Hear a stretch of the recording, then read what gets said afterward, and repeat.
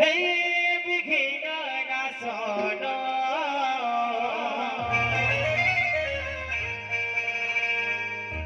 पेटू बाबा गज भदन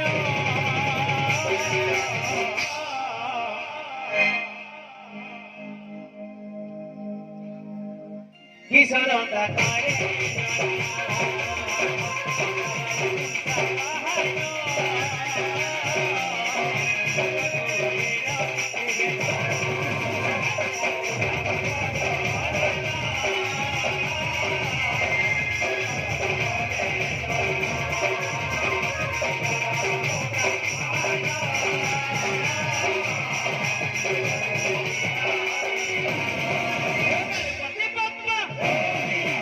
गणपति बाबा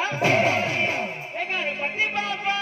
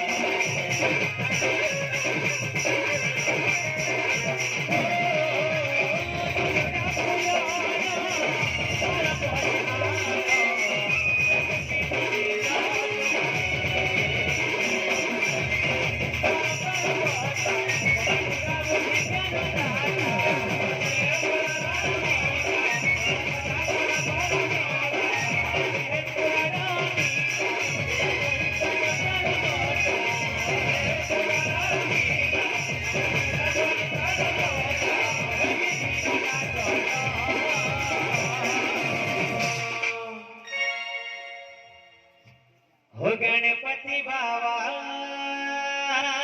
मोरिया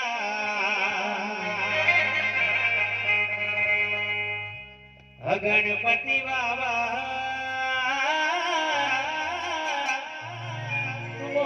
मोरिया बाबू काम पेटू बाबा गज भदन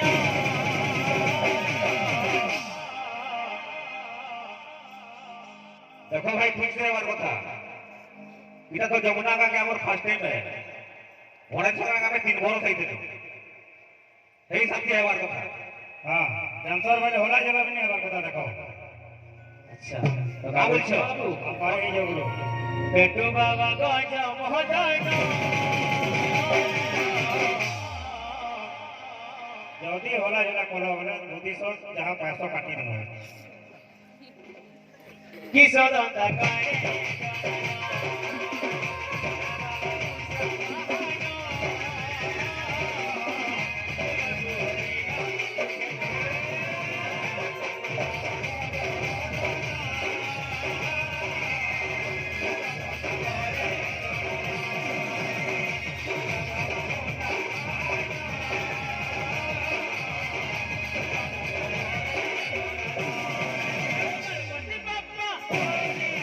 गणपति बाबा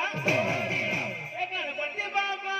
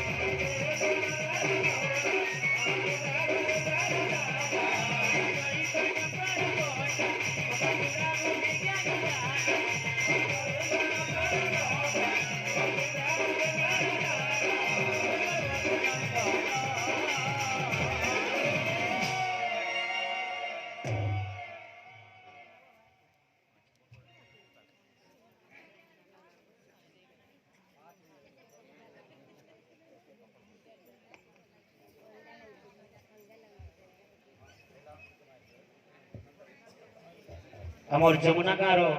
যেতে মোর গ্রামবাসী মোর মা মাসি মোর ভাই বন্ধু মানে অছন এবে আমার মন্দির বেড়ারে জাগর জল হবা সমস্তে যে সে মন্দিরে উপস্থিত হন্তু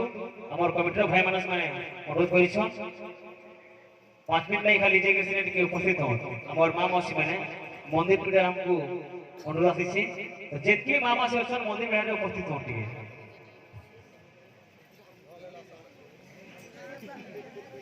बोल भाई प्रेम से राधे श्याम।